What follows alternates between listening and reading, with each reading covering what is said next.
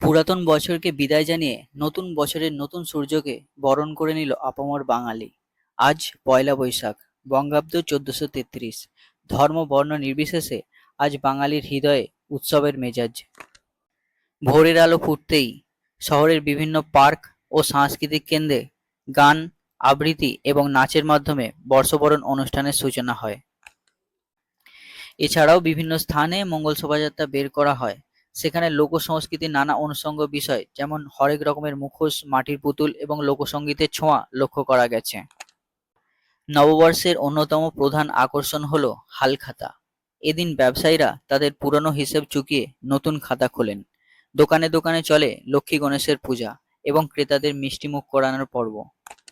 এদিন বাঙালিরা নতুন পোশাকে সেজে আত্মীয় স্বজন ও বন্ধু বান্ধবদের সঙ্গে শুভেচ্ছা বিনিময় করে। বড়দের প্রণাম করা এবং ছোটদের আশীর্বাদ দেওয়ার মধ্যে দিয়েই এক গভীর সামাজিক মেলবন্ধন তৈরি হয়। পয়লা বৈশাখ মানেই নতুন জামা, হালখাতা আর সেই সঙ্গে চিরচেনা বেণীমাধব সিলের ফুল পঞ্জিকা। ডিজিটাল যুগে স্মার্টফোন থাকলেও এই পঞ্জিকার সেই হলদেটে কাগজ আর পরিচিত প্রচ্ছদ ছাড়া বাঙালির নববর্ষ যেন পূর্ণতা পায় না। বাঙালির 12 মাসে 13 পার্বণের মধ্যে পয়লা বৈশাখ হলো রসনা বিলাসের শ্রেষ্ঠ সময়।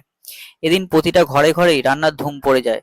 সকালে গরম গরম লুচি আর ছোলার ডাল থেকে শুরু করে দুপুরে ভাতের পাতে সর্ষে ইলিশ কিংবা কচি পাঁঠার ঝোলে রসনা তৃপ্তির ঘটে 16 আনা। মিষ্টি মুখ ছাড়া বাঙালির নববর্ষ যেন অপূর্ণ। তাই হরেক রকমের সন্দেশ ও রসগোল্লা স্বাদ নিতে ভোলে না কেউই। বাড়ির পাশাপাশি শহরের রেস্টুরেন্টগুলিতেও ভোজন রসিকদের ভিড় ছিল চোখে পড়ার মতো।